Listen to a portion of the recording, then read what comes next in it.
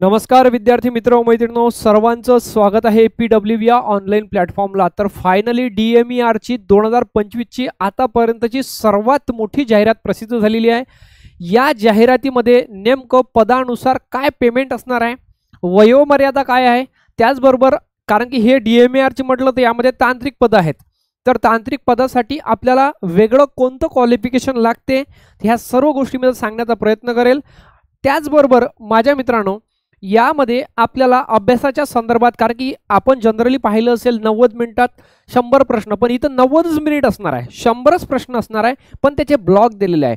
प्रत्येक ब्लॉकमध्ये असं नाही की बऱ्याच एक्झाममध्ये आपण पाहतो मराठीचा ब्लॉक वेगळा, जीकेचा ब्लॉक वेगळा, इंग्रजीचा ब्लॉक वेगळा, पण इथं एका ब्लॉकमध्ये सर्वच विषयाचे थोडे थोडे प्रश्न मिक्स असणार आहे। या गोष्टीला सुद्धा आज आपण इथं समजून घेऊया। आपण वेळ न वाया घालवता डायरेक्टली मेन मुद्द्यावरती जाऊया।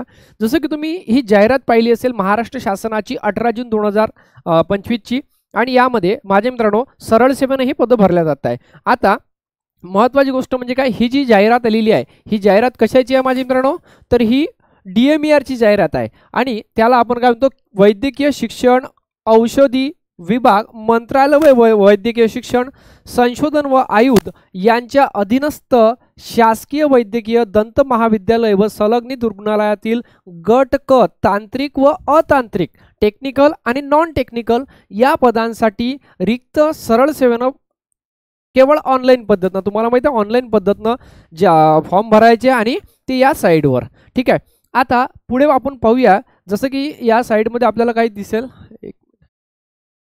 ठीक आहे। आता तुम्ही फॉर्म भरलेला आहे, आता फॉर्म कोणते लोक भरू शकतात आणि कोणत्या ड्युरेशनमध्ये पहा, मी ते सुद्धा सांगेल तुम्हाला। 19 जून पासून म्हणजे आजपासून तुम्हाला फॉर्म भरता येईल, आणि ते 19 जून पासून फॉर्म भरायचे तुम्हाला 9 जुलैपर्यंत, म्हणजे हे साधारणतः 20च दिवस फॉर्म भरायला दिले आहे। ज्या पद्धतीनं फॉर्म भरायचे दिवस दिलेले आहे, असं वाटते की एक्झाम सुद्धा लवकरच होईल, ऑगस्टच्या पहिलेच एक्झाम व्हायला पाहिजे असं वाटतं। ऑनलाईन पद्धतीनं 9 जुलै 2025 पर्यंत सायंकाळी 12 वाजेपर्यंत तुम्हाला फॉर्म भरायचे आहे। याचबरोबर हे तुम्ही फॉर्म वगैरे भरलेले आहेत।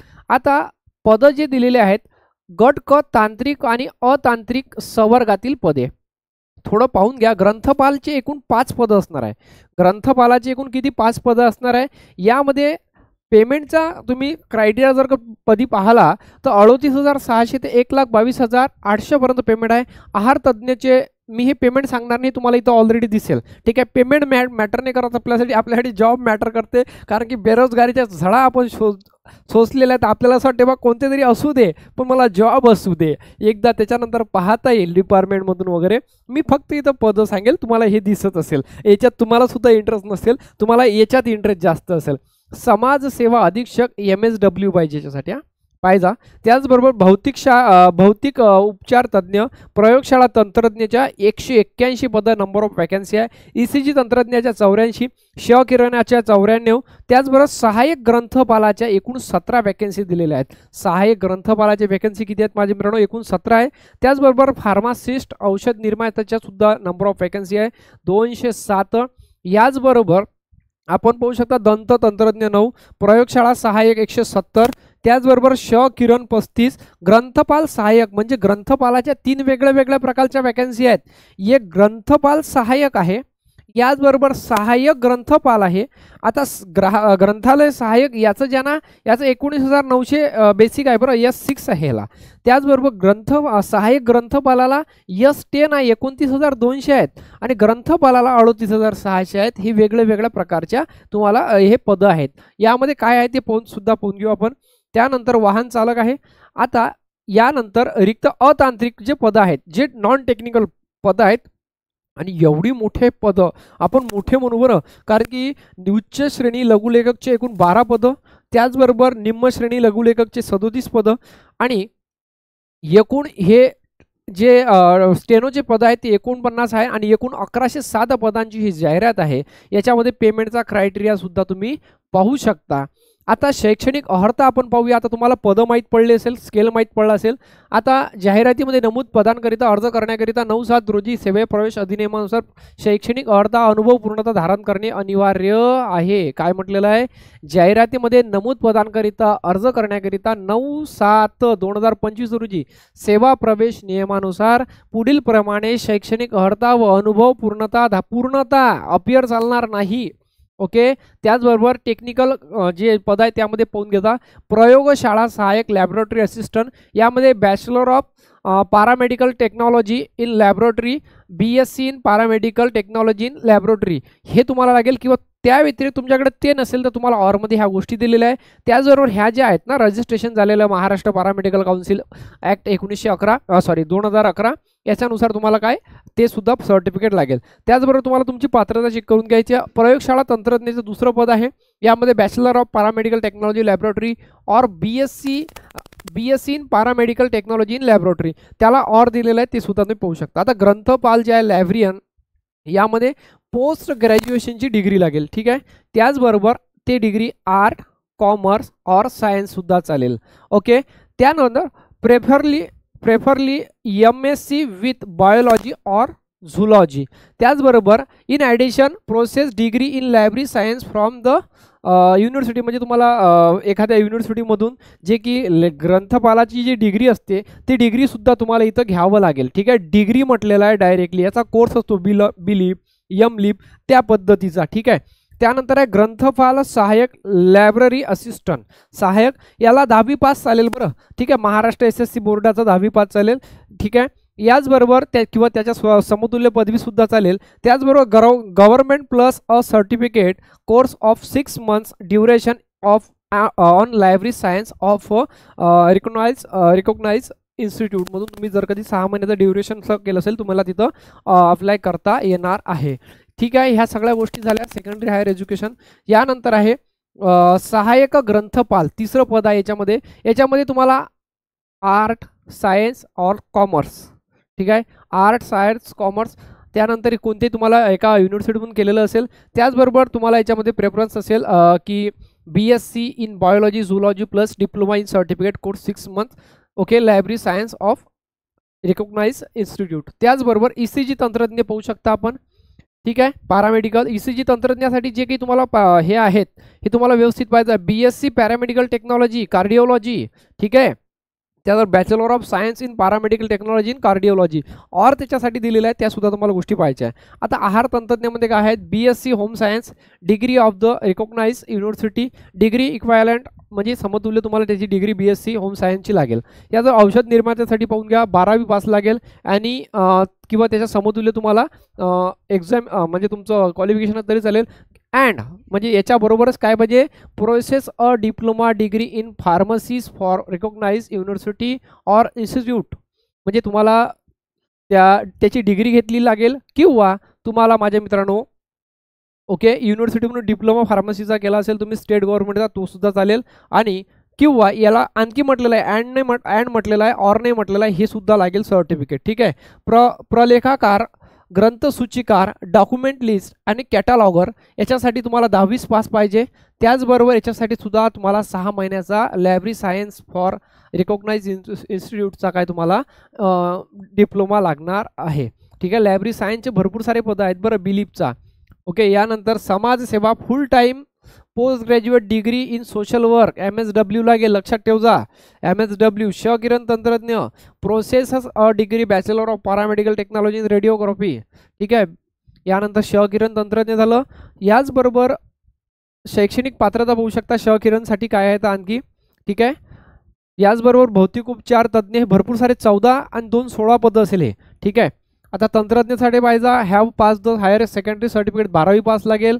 त्याचबरोबर काय मेकॅनिकल कोर्स लागेल तुम्हाला DCIचा आणि तुम्हाला काय म्हणते महाराष्ट्र स्टेटचं डेंटल काउन्सिलचं अंडर डेंटिस्ट ॲक्ट 1948 तुम्हाला सर्टिफिकेटसुद्धा लागेल त्या ॲक्टनुसार.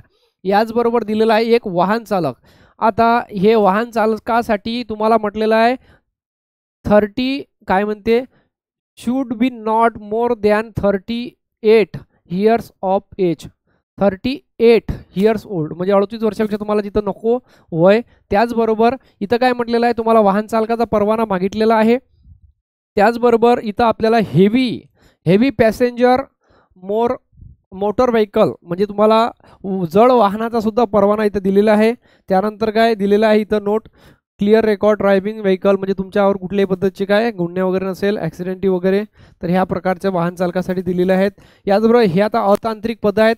याच्यासाठी 10वी इक्वायलंट समतुल्य, त्यानंतर short hand speed 120 per minute आणि तुम्हाला टायपिंग 30-40 याला म्हटलेलं आहे. निम्न श्रेणी पाहू शकता तुम्ही. निम्न श्रेणीमध्ये तुम्हाला इंग्लिश 30-40 म्हटलेलं आहे, इंग्लिशची 40, मराठीची 30, शॉर्ट हँड म्हटलेला 100ची स्पीड म्हटलेलं आहे. त्याचबरोबर गट क तांत्रिक संवर्गातील प्रयोगशाळा सहाय्यक, प्रयोगशाळा तंत्रज्ञ, किरण या जे पदं दिली आहेत याचे काय म्हणते नुसार नोंदणी प्रमाणपत्र धारक तसेच दंत तंत्रज्ञ, औषध व निर्माता या पदाकरिता त्या परिषदांचे कायद्यानुसार नोंदणी प्रमाणपत्र पडताळणी वेळी सादर करणे बंधनकारक राहील. पडताळणी वेळी, ठीक आहे. खुल्या प्रवर्गासाठी पाहू शकता तुम्ही 18 पेक्षा कमी नसावं, 38 पेक्षा जास्त नसावं. कास्टमध्ये असेल तर 18 कमीत कमी, 43 जास्तीत जास्त. पदवीधारक असेल तर तुम्हाला दिलेलं आहे 55 पर्यंत दिलेलं आहे. त्यानंतर स्वातंत्र्य सैनिक वगैरे दिलेलं आहे, ठीक आहे 45. खेळाडूसाठी सुद्धा 43 इतकी वयोमर्यादा आहे. दिव्यांग उमेदवारांसाठी 45 वयोमर्यादा, प्रकल्पांसाठी 45 आहे. माजी सैनिकांसाठी काय दिले सेवे इतका कालावधी 3 वर्ष इतकी राहील. तसे दिव्यांग माजी सैनिकांसाठी 45 दिलेली आहे. आता तुम्ही फॉर्म भरले, या सगळ्या पात्रतेमध्ये तुम्ही बसले, यानंतर तुमचं काय होणार आहे, एक CBT होणार आहे, कम्प्युटर बेस्ड टेस्ट, आणि तेच तुमचं काय सिलेक्शन डिपेंड करेल त्याच्यावरती. यामध्ये आता 2 प्रकारचे पदं होईल, थोडंसं तांत्रिक वगैरे अतांत्रिक पाहून घ्या. संगणक आधारित परीक्षेद्वारे तुम्हाला कम्प्युटर बेस्ड ऑनलाईन एक्झामिनेशन देण्यात येणार आहे. त्याचबरोबर ज्या पदांसाठी शारीरिक व्यावसायिक चाचणी घेण्याची आवश्यकता नाही अशा पदांकरिता उमेदवारांची निवड करताना संगणक आधारित घेण्यात येणारी ऑनलाईन परीक्षा, म्हणजे तुम्ही ऑनलाईन परीक्षा दिली त्याच्यावर तुमची निवड होईल. त्याच्यामध्ये विषय कोणते असेल, मराठी, इंग्रजी, सामान्य ज्ञान आणि बौद्धिक चाचणी, ठीक आहे. 100 प्रश्नांकरिता असेल. याचबरोबर माझ्या मित्रांनो पुढे काय म्हटलेलं आहे पहा, यामध्ये 60 प्रश्न जे तांत्रिक पद आहेत त्याच्यामध्ये, ठीक आहे, जे तांत्रिक पद आहे, 1 मिनिट जस्ट 8 नंबरचं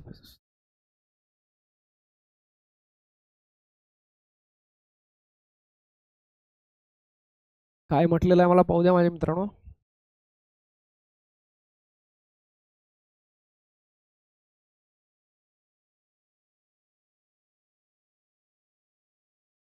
ठीक आहे, मला काय झालं बरं पहा. तांत्रिकचा जो सिलेबस असणार आहे तुम्हाला अनुसरून असेल, ठीक आहे. तांत्रिकचा सिलेबस 2 प्रकारे असेल, म्हणजे नॉन टेक्निकल आणि टेक्निकल. आता टेक्निकलमध्ये काय असेल, तुम्हाला 80 मार्काचा तुमचा सिलेबस असेल. 80 मार्काचा जो तुमचा सिलेबस असेल टेक्निकलचा, ठीक आहे. जस्ट मला काय झालं रे,